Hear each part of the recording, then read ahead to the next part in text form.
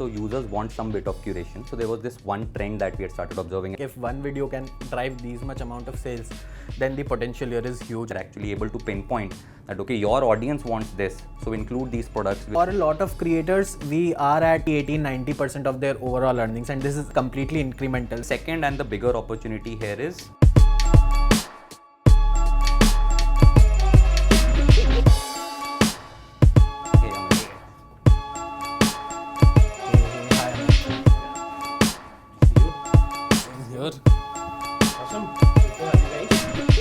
Welcome to the DayOne podcast, a new series where we focus on stories and journeys of companies and founders that Elevation is partnering with. I'm Amit and I focus on consumer tech investments at Elevation. Today my guests are Shaurya and Divyansh, who are the founders of Wishlink and building a very exciting platform to drive creator commerce. Before we dive in, let me give a quick intro on Wishlink. Wishlink Today allows creators to create custom storefronts. They partner with brands at the backend. This allows creators to launch e-commerce websites, which they can share with followers on their existing social platforms and drive sales.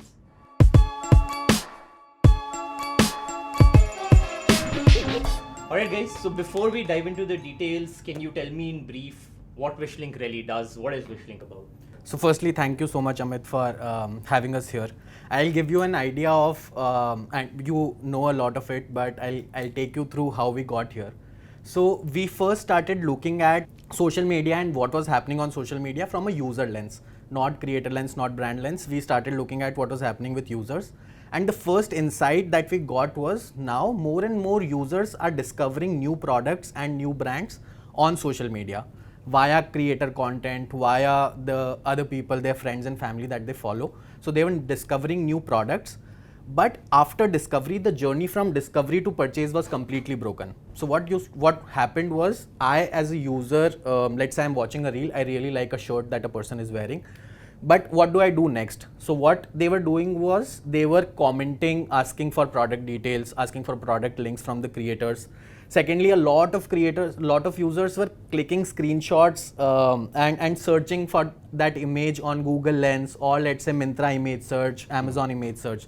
So that was the first behavior that we saw. Users were discovering products on Instagram, YouTube, but they were not able to find those exact products on different purchase destinations. Secondly, then we started digging deep into it and started talking to a lot of creators as to what was happening with them.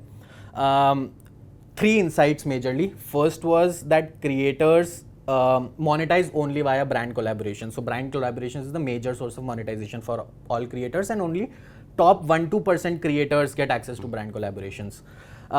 Second was the brand collaborations that they do. It's very inorganic content, and every creator that I talked to, they did not like doing brand collaborations, but because it gives them money, they used to do that.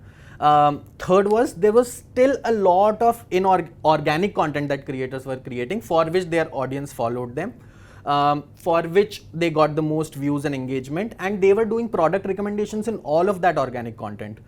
But they were not making anything out of it. Their followers were looking at that content, then making purchases, but they were not looking at it. So we thought there is an opportunity for creating an alternate monetization model for creators here. Third thing, then we started talking to brands, and that's where all the dots really connected, wherein we talked to brands. The first thing was they are looking at influencers as a branding channel, as a top of the funnel awareness channel, wherein they work with influencers, get videos out, do branding with them. But firstly, it was very manual and very ops heavy. Second was they were not able to measure the exact ROI out of those branding campaigns. And another thing was the channels, the performance channels where brands get a lot of users from, which are Meta, Google. They were getting saturated and very costly for those brands. So brands were also looking at at other channels to get users and drive sales. So that is where all the dots connected, and we figured that we can create a solution which can solve all of these specific pain points for all these stakeholders, and that's when we started with Wishlink. No, super insightful. And I guess the follow-up question on that in my head is, how did you build conviction that it was big enough to solve? Like, clearly things were broken. I think you walked us through them. Clearly there are things that can be done better. Was it big enough? I think a lot of it goes back to then saying, look, is this influencer marketing? You have to really be an agency at scale. So how did you build conviction on, look, this is sizable, there's a large pool which can attack, and I'm assuming you wanted to go after a large space. So how did you build comfort on Yeah, that? so let me take that one. So I think the initial thesis was, and it was based on a couple of observations in the market, right? So one of them was that users now need curation, because let's say on e-commerce platforms, there are 150 to 200 million unique SKUs that are listed. There are about 80,000 or so purchase destinations online now, right? So users want some bit of curation, that which product actually matches my need, which product would look well on me, etc. Right? So there was this one trend that we had started observing, and again, tying it back to what Divyansh said, right? We saw that this curation is happening on social media platforms via the creators. The second observation was that the way e-commerce currently is built, that playbook was written like 30 years back, right, in 1990s by Amazon, and that playbook is still applicable as of date. Now that playbook is suited for, let's say, intent-based shopping, where you know what you want to buy, you can search a particular product and then buy it. But it doesn't allow any serendipitous commerce, right? It doesn't allow you to discover products. So those were the two macro trends that we saw. And to build conviction on how big this market is, so some of the categories like, let's say, fashion, beauty, personal care, they inherently are categories that are more serendipity led, right? You go into a mall, you go into a market, and you actually keep discovering products, and then you keep buying them. You don't go with an intention that, okay, I need a blue t-shirt with a graphic design, right? That is now how a fashion category operates. So fashion in itself is a pretty big category, about 15 to 20 billion dollars. And on top of it, again, $5-10 billion. And this is only the online market that I'm talking about. Obviously, the offline market is big enough.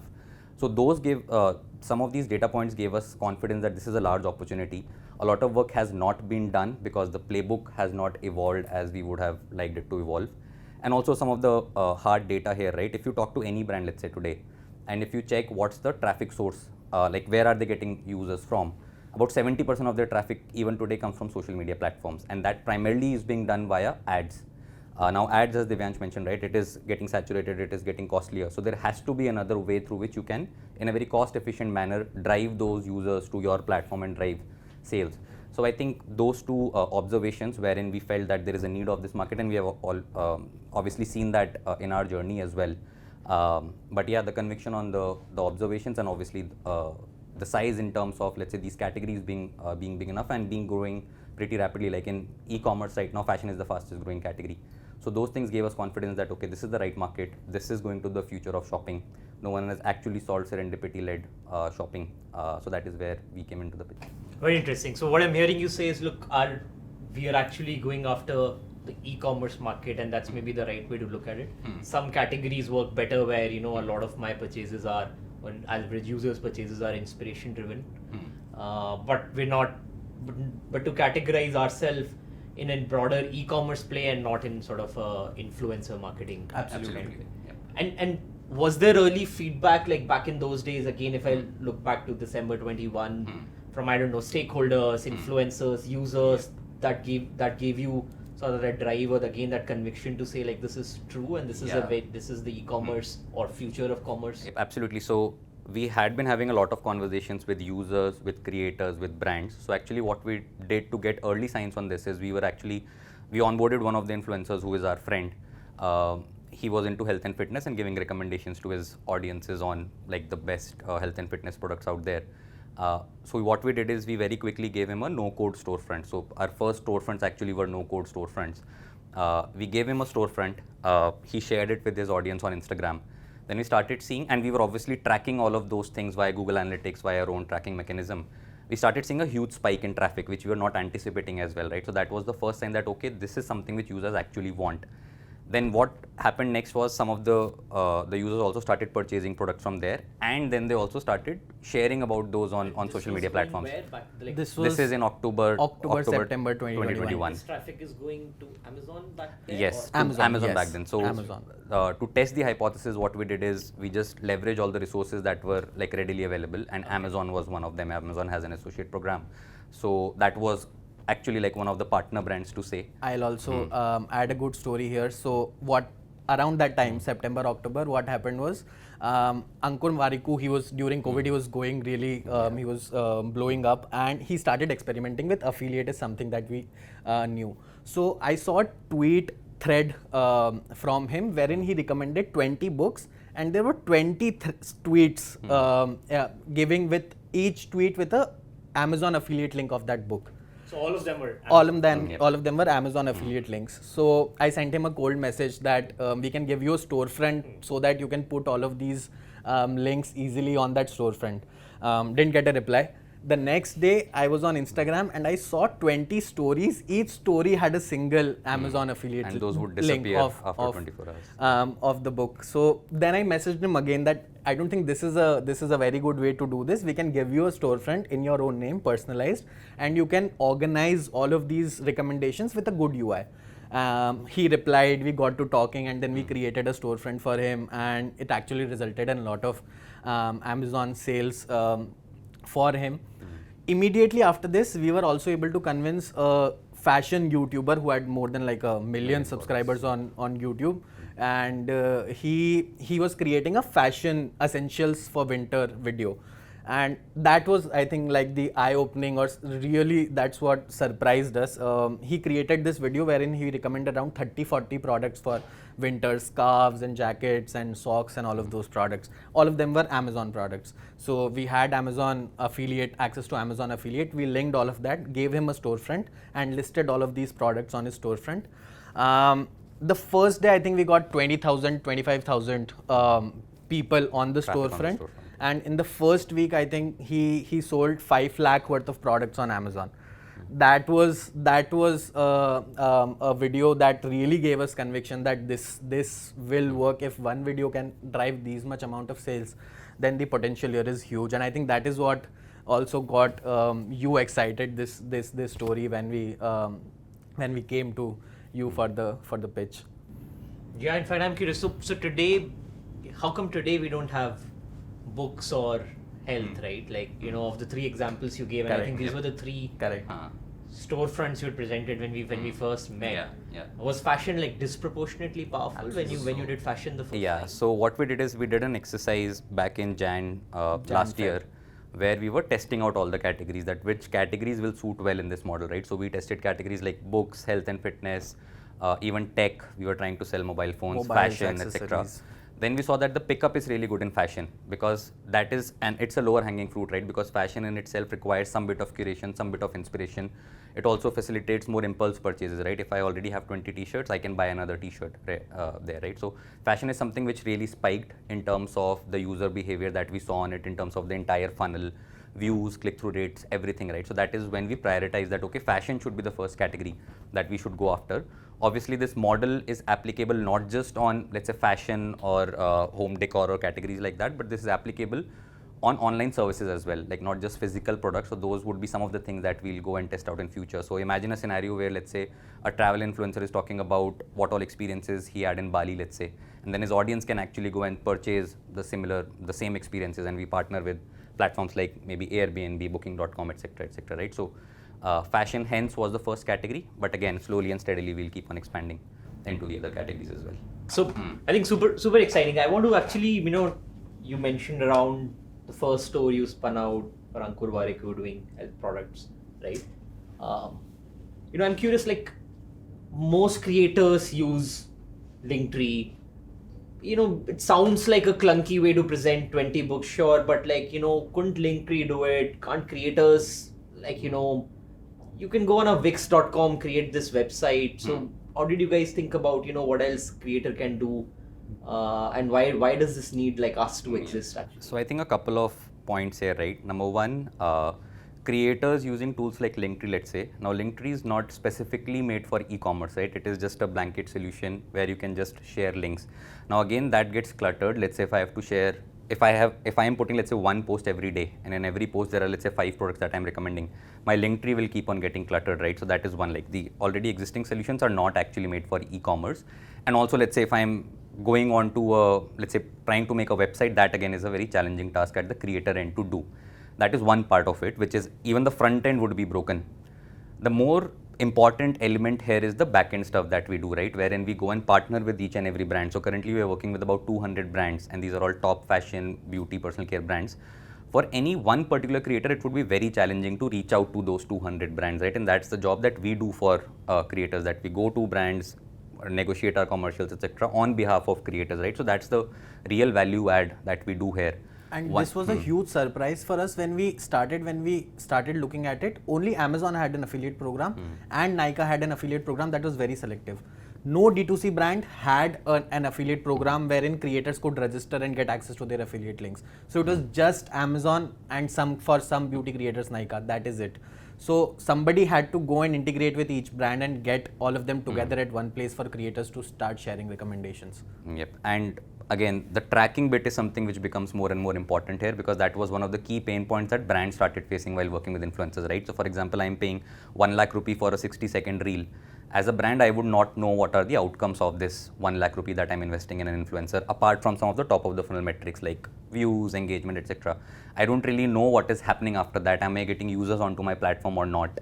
Are those users converting or not? So that is something which was totally broken into the system. So that was like, that is the groundwork that we have done, right? Wherein we built our own tracking infra, went and integrated with each of those brands, did the negotiations, etc., which is very, very difficult for any creator to do on their own. And most of the creators actually rely on agencies. So they are literally at the mercy of agencies to give them a paid collab. What that then results into is the spend being concentrated in hands of, let's say, top 1-2% of the creators, versus like 99% of the creators are struggling to monetize. So yeah, they don't really have a connect with the brand, and that's where we come into the picture. Interesting. And how did you guys come together as a team? And obviously Chandan, who's the other co-founder as well. How did you find each other? Were you all thinking about this? Who called each other first? Like how did it all happen? Yeah, so we actually, like, all three of us knew each other from our college days. Were friends at college, were part of the same network. All three of us had that urge to start something of our own while we were still at our jobs, and Divyansh had also started up on his own right after college. So we always had that urge to start something of our own. We kept on brainstorming a lot of ideas. I come from Bain, was very deeply involved in consumer tech, in retail, in e-commerce. So always had that ambition to do something in consumer tech, in consumer space. And that is why we're like figuring out multiple ideas within this. One of them was, let's say, starting our own D2C, but then we realized that, okay, there are other broader problems as well that can potentially impact the broader D2C economy as well, in form of, let's say, leading to discoveries in a cost-effective manner. So yeah, we knew each other. And I think Divyansh can share his. Absolutely. So Shaurya and Chandan, both of them are my college seniors. I knew both of them from college. I think the three of us were, a lot of times we were thinking and brainstorming on a lot of ideas. This really clicked, and it made for us to be a good team. Was Shaurya comes from that consulting background wherein he understands the macro of things, and also had a lot of deep e-commerce experience because of some of the cases that he's worked on. I spent around, so I started up right after college. Then I spent around 1.5 years with Class Plus, which creates SaaS products for coaching institutes and teachers. And one very interesting thing that I saw there was all the teachers who sell the highest number of courses or who are doing crores in sales every month, all of them were big YouTubers with millions of subscribers. So I also understood the power of distribution that creators in general had. And obviously Chandan brought in a lot of an immense tech experience from all of his experiences. So the three of us, I think, made a very, very good team. And one other common thing was that during COVID, I think the three of us were hooked onto social media. My Instagram time was 3 hours, 4 hours a day. Similarly for Shaurya, similarly for Chandan. So it came the problem statement came very intuitively for us, because all of us were social media addicts at one point during COVID. So this was another common theme. And how much is your Instagram now? It's same range. It is. So this now I can justify now I can justify it, my guilt, and say that it is work, but it's still 3 to 4 hours a day. So I would like to ask you here, like we've told you how we developed conviction and went about this. What was your thought when we first talked to you, or how did you build conviction to invest? Because it was a pretty early stage and we had a few POCs, we had the product in place, but it was a very early bet. So how did you go about taking that decision? Yeah, Yeah. So I think for me and for us as Elevation, I think a few things happened, and maybe not a lot of people know this, but we were called All Things Good back then. So Wishlink happened later. So I remember back to that sort of first time we met. I think I had a bunch of folks at Bain ping me saying you absolutely must meet these guys. They're doing something very interesting. I was obviously at Meta, so I was deep into this world. Personally, as Elevation also, we've seen this world very closely in social. My Instagram time is 15 minutes a day, but I do remind me in 15 minutes, so I do like hour and a half in 15 minute Despite blocks. being at Meta, your time was 15 minutes. No, but I have a screen time, and then I keep extending it every by 15 minutes every you get a 15 minutes notification. I extend it by 15 minutes. So, but anyways, I think jokes aside. So I think, look, what I had seen and what I already had a view on was to some extent this macro problems you highlighted. So creators have distribution, they have influence, but what else can they do with it? Was an open space, and so how do you help creators be successful? How do you leverage that distribution was a problem statement that we were thinking about. On the user journey, a lot of users are now discovering things, are being inspired on social versus being very intent driven was again something which was very evident to us. So we were sort of catching these 2-3 trends discreetly, right? And then on the brand side, brands are struggling with ROI, classic performance is tapping out, brands are worried about lack of accountability, lack of measurement when it comes to engaging with influencers. Again, that is something I've seen very closely at Meta. So part one for us and for me personally was, look, all of these things were sort of there somewhere in the back of the head, but at least I hadn't pieced them together. So one part of, I remember that our first conversation was, I think you guys sort of brought it all together. And suddenly I could visualize like one model where all of this made sense. I remember that hacky all things good page for Ankur, Warikoo, and it all made sense. Like suddenly it solved for all of these three things. And as an early stage investor, it felt like this is the answer to bring it together. Obviously a lot of questions remained, but this sounded like a very good answer. So that was sort of one, right? Where we could, I could also resonate with the same gaps. The second part, I think, was on the market opportunity. Somehow, when we jammed, and I think we'd spent a couple of hours just like talking through what can this become, why will it not work, why will it work, right? So those open discussions. I think I personally walked away feeling like this is a big opportunity. Otherwise, classically, like the question I had for you guys, like classically, I would always think of this as influencer marketing. Therefore, how big can this really become? Sure, like there's a good company here, but is this really a really large outcome? And I walked away saying, look, this is the future of e-commerce, and we're talking about the next big movement in e-commerce happening. So personally for me, like I walked away from our jamming session saying, like almost seeing the light of saying, look, this is that really exciting thing happening. Couple of more things. I think third for me was, we had spent a lot of time, again, I reflect back to like those early couple of weeks on just what design choices. Do we work with Amazon? Do we work with big brands? Do we work with small D2C brands? What kind of creators? What categories?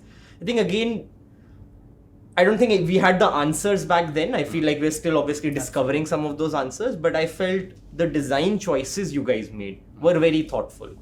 And so for me, what stood out was saying, look, there is this very sound logic to why we are making some design choices. There is a big board on which we can take many decisions, but we are being very thoughtful, very intentful about that.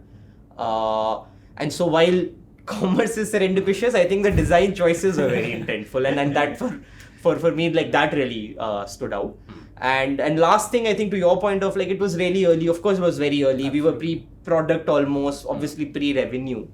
But this no-code, website you'd spun up. So almost that hackiness, that hustle. I think I really appreciated that, and so that was very encouraging for all of us at Elevation to see that. We created something. We tried to test it out. Again, in consumer, it's very important. The good thing in consumer is you get many shots, but you need to be very, very fast. You need to really iterate, learn very fast. And we could see that coming through, right, in that early hustle. And yeah, I think those things came together, and this felt like a journey I wanted to be a part of, and very excited to be a part of. Absolutely. I think that we were talking to a few investors at that point in time. And it was the first time after our first conversation wherein we felt that okay, these guys are exactly where we are in terms of how we are thinking about this market, how we are looking at creators, creator economy in general, and felt that connection very early on. And I think it was a very fast turnaround time for us, especially wherein we, I think, closed after our first meeting and the final handshake or term sheet. It was 24 hours. That was amazing, fast movement from you guys. So yeah, I think we were speaking the same language. We wanted to solve the same problem. Correct. Felt like you guys were the rebels in this world, trying to fix things, trying to break things where things have worked a certain way. So it just all felt absolutely very, very natural. I think, we spoke briefly about this. One thing I wanted to spend more time on is actually a little bit of now going deep on the product, right? Like at level 1, I feel it sounds fairly simplistic. This is a curated store. You've got Amazon affiliate at the back. Sure, like, you have a much better experience, nice store for a creator there. I don't know, like personal identity to it, all of it. But actually walk us through like the product and what does it entail? You mentioned there's the backend. Like what is this backend? Yeah. How complex is it? So a tech stack can be broken down into two parts. One is a post content stack, wherein a post has already been posted on social media and then what happens after that. And then there is a pre-content stack, like what all goes into put that content out as well, right? So in post content stack, basically we're making it easier for the users to transact after they're discovering products. So some of the things that we do is we equip every creator with a storefront. And all of those storefronts are personalized for every creator, right? So each creator would have its own unique storefront.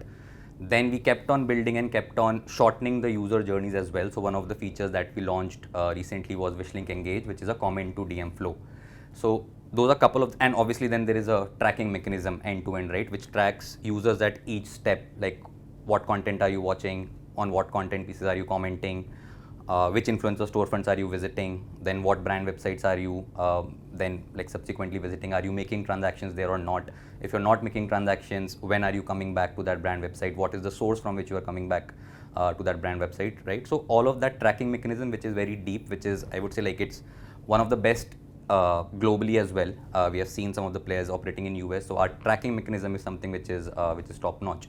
So that's the brands you work with, like, do they not have this? Like Google Pixel does some of this and so on. So where do you find them today? And you mostly work with larger brands, right? I would expect they're more evolved. Like if you're a certain state, like where do you find them today on that state of? So what we have observed is that, let's say if I pick up the top tier of the brands, right? They might have an in-house tech team, but again, they would be just like their bandwidth would be blocked with like some of the other developments that the brand is doing for them, right? This never really came up as a priority because brands traditionally had been looking at influencers as a marketing channel, not as a performance channel, right? So they were not actually focusing on tracking each of those things. They were using some of the hacks like seeing a spike in their Google Analytics, but they were not able to tell which creator is driving what sale. Some of the mid-tier brands that we have seen, they've actually outsourced their tech, right? So they don't have an in-house tech team. So that is also one of the reasons why they were not able to build this tracking infra.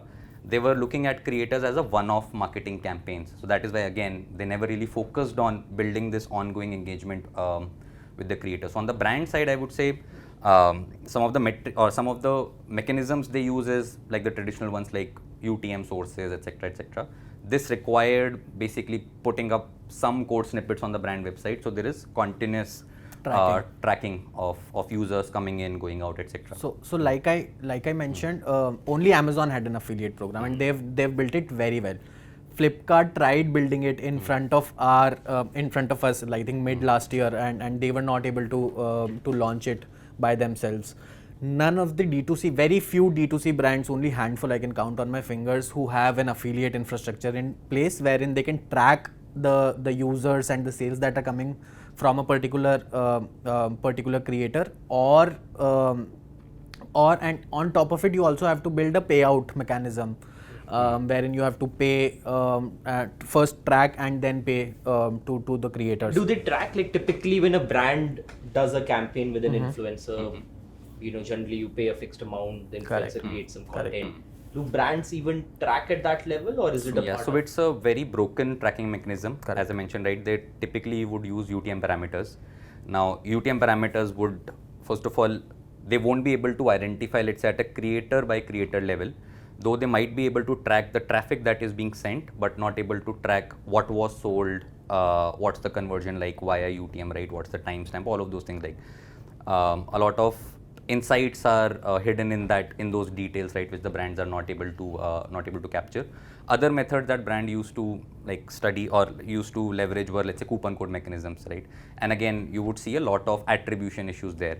So they were using some mechanism. For example, some of the brands that are ahead in the curve of tracking what's happening with influencers, what they typically do is they look at the spikes at an overall level. That okay, I'm working with 10 influencers right now. Am I seeing any spike in my traffic? And that is it, right? They can only just measure the deltas of what's happening. But to be able to optimize this, you'll have to measure it better, right? How do I know that okay, out of these 10 influencers, 5 worked and 5 did not work? Brands won't be able to identify that. They can say that okay, across these 10 influencers, this is the delta that I'm getting. So they are able to track, but in a very broken manner, versus our, let's say, tracking mechanism is something which can give details at a user level, like not just at an influencer level, but also at an audience level of a particular influencer. So that's how robust the tracking mechanism is.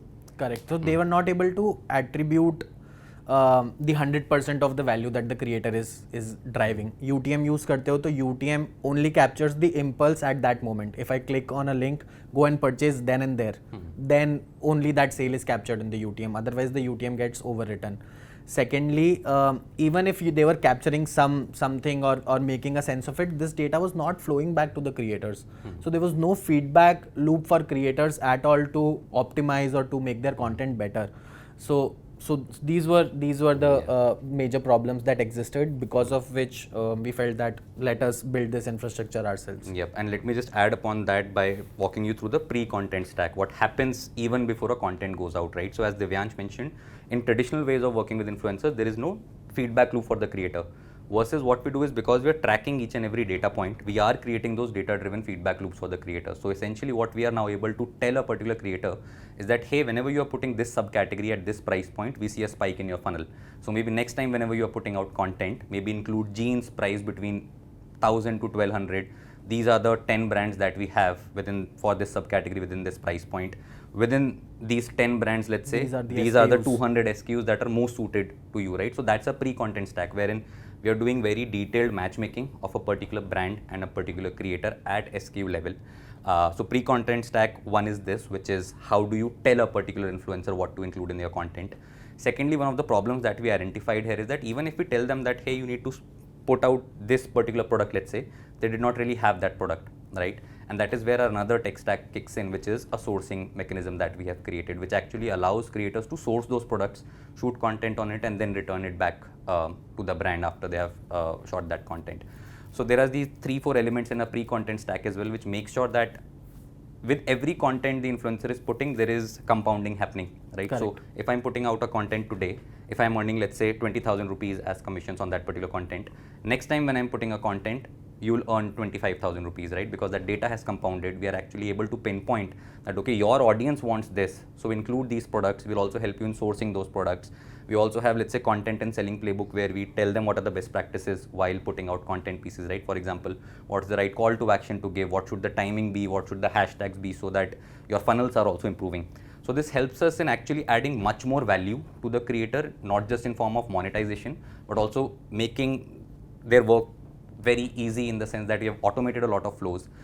We also, to an extent, solve for their, let's say, blockers that they keep on facing, right? That what content should I put? Our recommendation engine keeps on giving them these insights based on their data, based on the overall trends in the market. For example, let's say monsoon is coming up, so why don't you, let's say, recommend products related to monsoon, let's say, or during summers, why don't you recommend sunscreen? And here are the 5 top sunscreens out of our partner brands that we Correct. have. So just to add to this, post-content stack is making it easier and easier for end users to go from social media to brand websites in the most seamless manner. Pre-content stack is essentially making creators' lives and their content creation journey easier and easier and easier. So this is an evolving process wherein we've as Shaurya mentioned, we've built a lot of products to make creators' lives easier and the journeys of end users from social media to the brand websites very easy. Now, one product that we built which actually lies at the intersection of both of these categories was Wishlink Engage. So what happened was there was every creator had a storefront which was in their link in bio on Instagram, but still the journey of an end user was really was still a lot of steps. So I'm scrolling reels, I'll click on the creator's profile, click in their link in bio, find the products, go to the brand's website.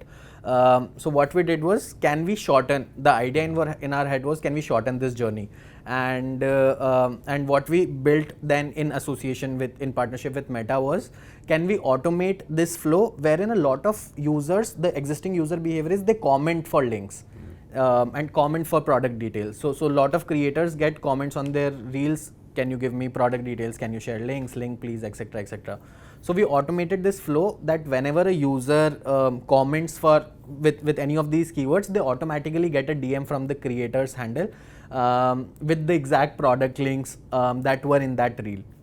So the idea was to shorten the funnel and increase sales, which happened crazily. But there were some second order effects that we hadn't imagined, which lies in the second bucket, which is pre-content. So what happened was, we ended up saving 1-2 hours of creators' lives daily because they didn't have to reply to each and every comment and send links and DMs manually. And second thing was, which we absolutely did not expect, after seeing this, we gave this product the name Engage, Wishlink Engage, was their engagement rates really shot up. Because more and more users were commenting, they were getting replies from the creators, other users were seeing that, they were also commenting. So I think we have a few creators whose some of the reels have more than 1 lakh comments on Instagram, which is something we've never seen on any content piece. So this was one feature that sort of lies at the intersection of making it easier for users and making creators' lives easier and better. So Yeah, this was. Yeah, and the third order effect here is that now the Instagram algo will kick in, right? If you're seeing more engagement in a post, Instagram algo will also push that particular content piece, right? So it is just improving the funnel throughout. You're getting more. So after a creator starts working with Wishlink, they get more engagement on their post, they get more views on each and every content piece. They know what to create, what products to include in their content pieces, and on top of it, they're also monetizing each and everything, right? So life of a creator changes actually after they're onboarded onto Wishlink. We make their lives super easy. We help them monetize 100% of the content pieces versus, let's say, just monetizing 10% of your content pieces via paid collaboration. So yeah, so that's the value of our tech stack in a creator's life. Very interesting. And so creators' lives are obviously changing. How's life changed for you beyond the shirt, which is obviously a lot more colorful than before, I presume? You know, you're hanging out with creator, you're part of the IT crowd, I guess. Yeah. How's life different? What are like funny stories? What was the ramp up to actually learn to talk to creators now that you're customers? I think what I used to see, or what we see from the outside, it's not exactly that they're very normal people, they are fun to hang out with, they're fun to chill with, and all the, so I had certain notions that how will I chill with them or how will I party with them, and then eventually I realized they hang out or they party in the same way that most of us do. It has been fun. It has been fun mingling with them, understanding them, trying to understand how they work, how they create their content, and obviously I have picked some sort of fashion from them, and that is true for most of the people in our team. There are people who will spot a T-shirt from a distance and tell you the brand of that T-shirt. Price as well. So those are some of the things that happen. But yes, in general the experience has been really good. I'll give you one interesting incident that happened with us very early on when we were just starting out. So we had around 10-15 creators onboarded, and there was no dashboard for creators to see any of their earnings and everything. So what I used to do was, every single day at the end of the day, I used to create a PPT with that creator's individual numbers of the day, and I used to send it to them that these are the numbers for the day. So obviously there was a lot of trust deficit that आप लोग मुझे PPT पे भेज रहे हो तो कुछ भी भेज सकते हो. I don't trust this. Please give me a dashboard. And then there was this creator, a very dear friend now. She gave me a 2 weeks deadline that either you give me a dashboard in 2 weeks or I'm not working with you guys. So me and Chandan, we started building the dashboard. And on the 14th day at I think 10 p.m. on the night, I get a, and throughout these 2 weeks, she was like, I hope you are building this, doesn't work, because I was sending PPTs throughout every day. So on the 14th day at 10 p.m., me and Chandan were in the office, and I get a message from her that where is the dashboard? And I literally sent her a photo of Chandan coding that we are deploying it in 1 hour, and we actually deployed it around 11:30 on that day. So this was amazing. What That was this dashboard? Was this was analytics dashboard. Web. No, it was a basic dashboard where they could see their numbers. But this really happened at the start, wherein creators asked for they this. they It's a pushed core part of our absolutely. strategy, They right? pushed us to create our product at a very fast pace, because that was a need of the hour, and that is how we've built our product. Wherever there was, so we experimented with hacky stuff, and then where was actual need or they were creators were behind us, we then built the products. Yep. So one more thing to add here, right? I think Divyansh obviously works more closely with the influencers, but he's also a meta influencer. So typically we follow influencers, but it's the other way around here, where influencers are following Divyansh. One thing I've noticed, is when we talk on WhatsApp, we talk normally. I say hey, you say hey, I say hi, you say hi. I say hey to you, and you say HE and then every word is ends with 3 Y's or multi. Is that Absolutely. is that influencer speak? that it is, so it is an influencer thing, but this is also my thing. So I have a younger sister who So you were talks made like for that. this, Yeah, he was made for this. But I text like that. Yeah. That is completely became all of my professional conversations as well. I try to not do it, but it just on WhatsApp it happens. Yeah, I think you should look at our town hall PPTs as well. It's just full of memes, and it just communicates the messages beautifully. Absolutely. So that is one thing. Because of the virtue of we are in this space, there is a lot of fun environment at office in general. So all the presentations, the meetings and everything, they have this fun element or this Gen Z social media element in it. Literally all PPTs are just full of memes, and we have 3-hour long town halls, and I've not seen a place wherein 50 people were completely attentive for 3 hours. It is just because it's filled with memes and the communication happens. PPTs. Absolutely. Awesome. No, so I think so far we've spoken a lot about that early journey, what we're building, how we came to it, all of that. I'm curious, like what scale are we at? Where is the business today? What scale are we at? Give us a sense of how Wishlink is doing. So currently we are working with about 600 fashion influencers, about 200 or so fashion brands. Some of the names would include brands like H&M, Westside, working with e-commerce platforms like Myntra, Meesho, Amazon, right? So all top tier fashion brands. And when you say working with these brands, like that means we have on board, we build this We have tracking for them. yes, we we are integrated with them. This is not just like Yeah, going to an it's not H&M just say, a hey, contract, can it's my just guy, a like, link out to you. Yeah, not. it's a deep integration both on their websites, and if they have apps as well, then we are tracking things on their app as well. Okay. So it's a very deep integration. So that's the groundwork that we have done so far.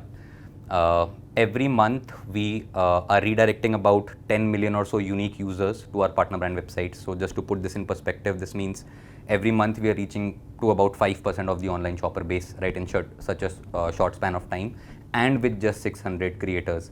And this 600 creators is just 0.2% of the overall creator base, overall relevant creator base that exists. In terms of GMV or conversions, in June, for example, we drove close to 12 crores worth of GMV across our 200 brands. So yeah, that's the scale at which we are, and we are growing about 60% month on month. Got it. And as you think about this business has so many layers as I see it now. What is the North? Is there one North Star? If it is, what is the North Star? What are a few things which really matter to you? What do you solve for? What do you optimize for? Yeah, so the North Star metric for us is creator earnings. It's not GMV, it's not, let's say, the traffic that we're redirecting, etc. It is creator earnings, because creator is the persona that is central to all of those things. It is the glue which is keeping all the stakeholders together, right? Users are following creators, they trust the authenticity of that creator's content. Brands again are getting benefited because creators are sending their audiences to different brand platforms. So creator is something which is absolutely central to us. So yeah, the North Star metric that we focus on is, are we improving the creator earnings month on month? Is our matchmaking and pre-content stack kicking in or not? So that's the one North Star metric that we focus on. Got it. And how do you measure? So one is obviously what earnings we drive for them, but creators do so many other things. So what do we aspire to do? We want to move these earnings to a place where they work only with us, or like how do you measure success on this dimension? Like one is the absolute number, it's going up, sure. So I'll tell you how to visualize this, right? So let's say before a creator is onboarded onto Wishlink, let's say hypothetically they're earning 1 lakh rupees as part of paid campaigns. They would be doing, let's say, 3 to 5 paid campaigns in a month. When they start working with us, this is incremental earning, right? So instead of now just earning 1 lakh rupees, they'll be earning 2 lakh rupees, 3 lakh rupees, etc. Most of the creators that have matured with us, in the sense we have been working with them for, let's say, 6 months plus, we contribute like 60-70% of their overall earnings. And this is an incremental earning. It is not like out of 1 lakh now we are contributing 60,000. So we expanded the pool and then we are 60% of we are 60%. that expanded pool. So we have more than doubled their So earnings. for a lot of creators, we are at 70, 80, 90% of their overall earnings. And this is, as Shaurya said, completely incremental. So their brand collaborations are there. They exist, but this is on top of what they were earning. And on this earning, there is no ceiling because you can do, let's say you charge 50,000 for a brand collaboration, you can do 5, 6, 7, 8 brand collaborations at max in a month. But when you are doing commerce, you can sell as much as you can and as much as your audience buys, and you can earn as much as possible. I'll give you an example. A few months ago, I think there was a video that sold 1 CR for Meesho. On YouTube, one video did 1 CR in sales for Meesho. So things like these gives us an idea of and sets new benchmarks for us every month. Something like this happens and we realize, okay, the potential here is huge. So creator earnings are a North Star creators are, like, I think when we think creators, we naturally think Instagram, but how are our creators split across social media platforms? Who are these creators? Yeah, our tech stack is basically platform agnostic. So it works currently on Instagram as well as YouTube. These are the 2 primary channels as of now. But we have seen very organic pickup on other platforms as well. For example, Pinterest is another platform that has started taking up share. Then Telegram is another one, wherein some of our creators themselves are managing communities on Telegram or on Reddit, right? So some of those channels are also picking up. But as of now, Instagram and YouTube are the biggest. Primary. But we have seen a very good spike in other channels as well. So it will continue to grow. Yeah. Very interesting. Got it. So that gives a sense of, scale today. Stepping back now where you guys are, like, how do you think about this? How big can this become? And one question I was reflecting on, you mentioned pre-content, you mentioned, look, we have the ability to match a creator with a brand, tell the brand what's the right creator or other way around. And then you mentioned 10 million unique users. It seems you know more about this user than potentially the brand or the creator or even the platform knows. Is there, in the spirit of saying, like, where can this be? Do you know more about users than what is classically available? Can this become why don't I go to Wishlink and just start there? Are you seeing that happening? Are users bookmarking Wishlink links? Like, what's happening? Yeah, absolutely. So there are 2 parts to look at it again, right? One is the core, which is as of today. That will obviously continue to expand as we keep on working with more brands, as we keep on working with more creators. But the second and the bigger opportunity here is, again, actually solving for that discovery-led shopping for users, because just to give you some insights on the type of data that we can capture with, potentially, let's say even Meta won't be able to capture as of now, is that what we know is a particular user viewing a particular content, Meta would know that, okay, this user has seen this particular content. In addition, what we know is what are the products as well in that particular content pieces, right? So that's a new data set that we have on a particular user, which Meta won't know, right? That what's the product which is present in that particular content as well. That is one. Then very deep user data that we capture, which potentially brand and creator won't know that, right? So we are able to tell for a particular user, we know what their purchasing power is based on their past purchase data. Then we know Across e-commerce. Across different yeah. So brands. this is So across no single e-commerce. brand knows this. Yeah, no single brand potentially would know only of their own platform, right? Correct. Yeah. We would know it across e-commerce platforms. We would know it across different brand platforms as well, right? So we can make a more holistic picture of a particular user. The data that we have right now, we are now able to predict what this user wants to buy and what is the potential timeline at which he is going to buy, right? What we can predict by looking at what all content he has currently seen, what all brand websites he is visiting. Is this particular user right now looking at jeans? A couple of weeks later, he might be exploring footwear. A couple of weeks later, might be exploring accessories, etc. Right? So we know what this user potentially is going to buy, and we can also predict when is this user going to buy, because again, we look at their purchasing patterns, right? For example, I can tell that okay, this particular user typically visits a brand website 3 times, and then the 4th time is when he is most likely to convert or purchase, right? So we can actually predict that, okay, and we can also know average number of transactions for a particular user in a month, right? So we can absolutely make cohorts and say that okay, these are the users who are transacting 4 times a month. He has already transacted twice. Now he's expected to transact again within this month. So we have a lot of data on the user side, and that opens up a lot of opportunity, right? Currently it is being used for matchmaking, but again we can go directly to that user as well.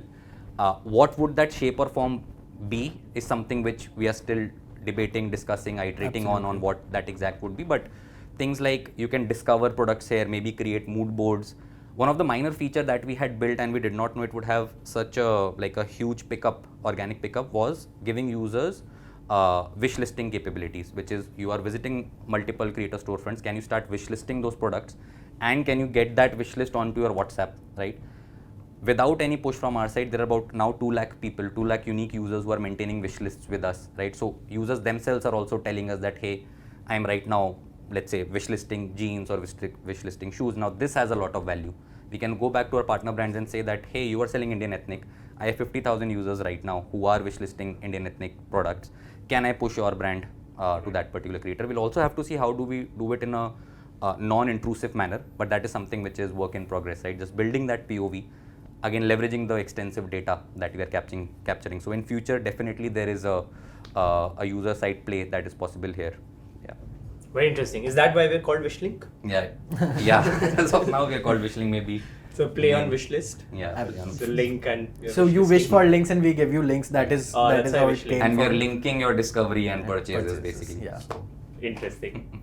No, super. I think, shifting gears a little bit, the last thing, and, this gives a very good window into the journey so far. But the last thing I want to spend some time on, something that a lot of our listeners, our viewers are very curious about, is really early days, so almost pre-Wishlink days of starting out. How did you guys think about starting out? And, I guess some questions for me were, what was your, you spoke briefly about it, but what was your journey like, either before you quit your jobs or just at time of quitting your jobs? Like, I think a lot of people are just nervous to say, to take that plunge. And a lot of people have great ideas, but so how did that happen? Did you have an Excel of ideas, market sizes? Was it through that? But those really early days of taking the plunge, like how did that happen? So again, one of the things that I mentioned, right, which is those macro trends is something that we kept on observing, and us being users ourselves, we knew that, okay, this is one of the pain points. For example, if I have to purchase, let's say, headphones right now, right, first thing I'll do is I'll go to YouTube, watch 5 videos, make my point of view, and then scramble and try to find that product as well on where to buy. So we ourselves as users had starting facing those issues. Macro trends again were at the back of the head. Now, I think absolutely right. How do you take that plunge, right? At what point did it call out to you, look, I am meant to solve this problem? Like, Yeah. I see a lot of problems. When Yep. I say these are problems, I hope somebody solves them. Yep. So I think first of all, the idea really excited us, right? This basically, The space. the space really excited it. It is like social at the media intersection है, of, social media and e-commerce है, e-commerce. बहुत ही ज़्यादा So exciting this है. is the most exciting space that you can work in, right? Consumer tech, maybe social media and e-commerce, like the two of the most exciting spaces. So obviously the thesis and the idea excited us. Next step was, how do you start building conviction on the thesis? Because theoretically everything would make sense, but how do you then start executing those things? So what we did is, while we were still at our jobs, we started finding time at the end of the day or during weekends, started doing very quick iterations, again on no code, as an like the first product was a no code product. tested it out, had different variations of storefronts. Should all creator content be put out on just one single storefront, or should there be multiple storefronts, right? So there were iterations on that. Tested it out while we were still at our jobs. Again, some of the anecdotes that Divyansh shared, right? One of the fashion influencers selling 5 lakh rupees worth of products in 5 days, that we witnessed while we were still at our jobs. So that kept on giving us conviction that, hey, correct. this is an exciting space. We know we have a fair bit of sense of how this can be solved. We have seen some early proof points as well. Now is the right time to take a plunge and quit our jobs and focus on this problem statement full time.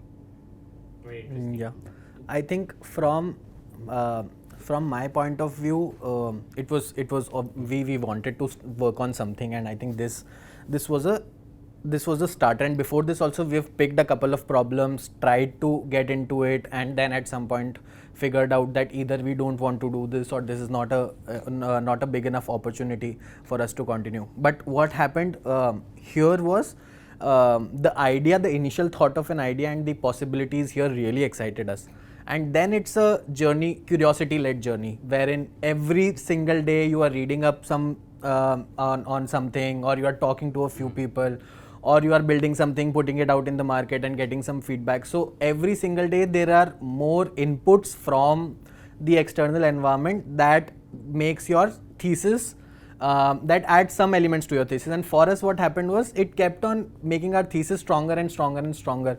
We would do some expert calls with Instagram's team, or we would talk to Amazon or some of the other players in US, or we would talk to users, creators. And so it was a very curiosity-led journey. We were figuring out and finding new answers, finding new insights every day, and just kept on increasing our conviction throughout this journey. And I think we've been fortunate here that what we started with is exactly what we are currently working on. And there has we've just went deeper and deeper and deeper into the same problem that we're solving, and didn't have to change paths drastically throughout the process. So it was from day one, it was getting deeper and deeper into the problem, finding new insights, building our solutions around that, and then creating a path.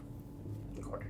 Yeah, and now now you're, I guess, close to 2 years into that journey from I guess starting to think about it when we partnered very early to now. Now as you reflect back, are there obvious mistakes you made, things you would have done differently, like when you think about it? Yeah. Like either pre-starting out or just in those early days, are there things like were obviously wrong, or you would have done things differently? So I think one very good habit that we developed midway is to have checkpoints, let's say every couple of months, to retrospectively see were there any things that we could have done differently. And I think would like to mention one of our angel investors, right, Rahul Chaudhary. He actually just sent us an email and said that, hey, are there things that are important but not urgent that you have not focused on? Would you do those things differently?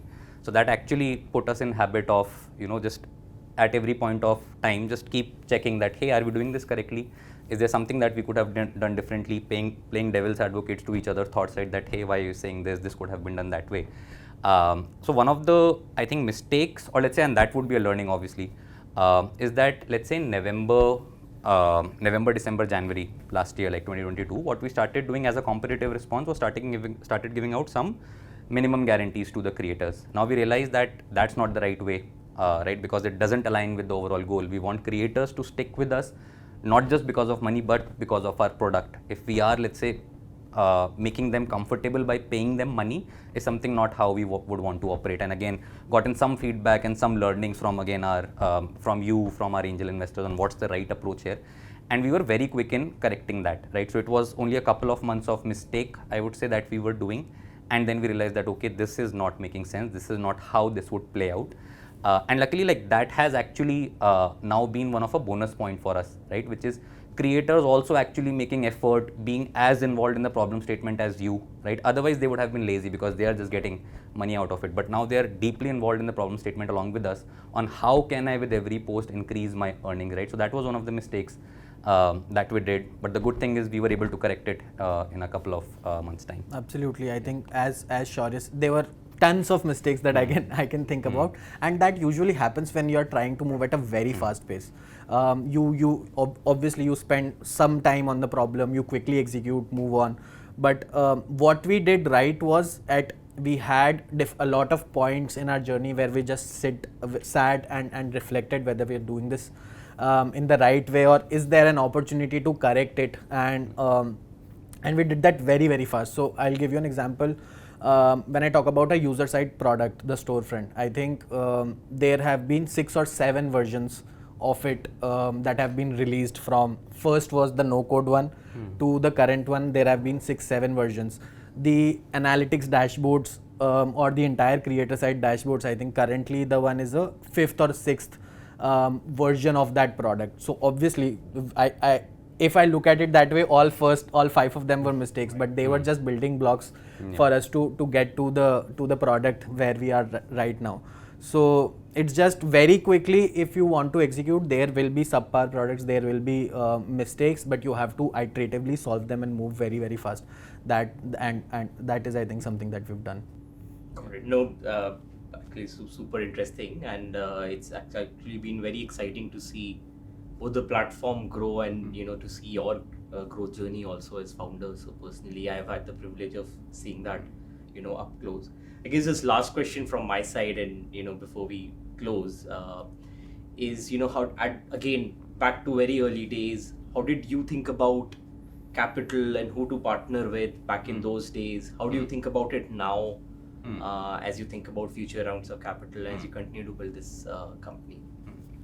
So 2 things, right? One is why was capital important, and second is basically which capital partner to partner with, basically. So why capital was important is because what we are building here is sort of a new category creation, which would involve molding behaviors to a certain extent from a creator point of view, from a brand point of view, because they had 3-4 years of working together in a different manner, right? Now this involved basically driving some sort of behavior changes. Now there are 2 approaches that you can take here. One is that you slowly and steadily try to drive those behavior changes, or the other approach is that you try to cross this path in a quick manner, and with scale you will be able to do all of these things at a much faster pace, with much more ease, and also the network effects will start kicking in, right? For example, we took, I think, 3-4 months to get to first 100 creators, but now we are getting 50 signups every day from creators, right? So at scale, it starts getting in some of the network effect. Now, to be able to cross that path, I think that is why capital is something which was important for us also, to be able to experiment in multiple directions, to be able to test out what categories will work or not, etc., what cohort of creators would work or not, right? So capital was something which was which really helped us in executing all of these things at a very rapid pace. Then what sort of, let's say, capital partner to choose? I think one of the lens that we had was we would want to extract maximum value, and there are 3 things there, right? One is knowledge and expertise in that particular sector. Second is the network, and third is also what sort of conviction do you have? Do you believe in that iterative process or not? I think those were the 2-3 lenses that we applied, and that naturally did fit in well with Elevation. And basically our first, I think, 10-15 brands were all Elevation portfolio, so that really helped us in jumping that cold start on the brand side. And I think same principle is what we'll apply going forward as well, whether or not we are getting partners who have conviction in this thesis, who believe in this idea, or who believe in this new future of e-commerce also evolving, right? Can you take that, can you have that conviction that, okay, today's e-commerce is 30 years old, there has to be a new form of e-commerce going forward. So conviction is the most important one. And second, obviously, like the network, basically, can we keep on getting more and more connects, which we saw at Elevation as well, right? Which is getting connects at Meta, getting connects at Google, getting connects at different brands, etc. So I think we'll apply a similar principle or a lens going forward. Absolutely. I think just one thing to, Shaurya summed it up very well, just one thing to add here was throughout our journey and our partnership with Elevation, something that was very important and really stood out for me was the empathy towards founders and towards the decisions that we are taking and where we are coming from. That was really present throughout all of our discussions, and that empathy was again backed by a very strong conviction, wherein there was a strong belief in the decisions that we were taking, in the design choices that we were making, and there was there was a constant support throughout the process in all of those decisions. So those were the some of the very important things. I think empathy, strong empathy, and again conviction on the founders, on the thesis, and the decisions that we are taking. So these were very, very important, and I think we would expect the same going forward as well. Amazing. No, this is great. Obviously, the pleasure has been ours to partner with you guys, to see this journey up close. We feel privileged to see this category defining, company being created, like you guys are saying, almost reimagine the future of how commerce will happen. And all the best. This has been a very exciting conversation. All the best for the journey ahead. Thank you so much. Thanks a lot, Amit.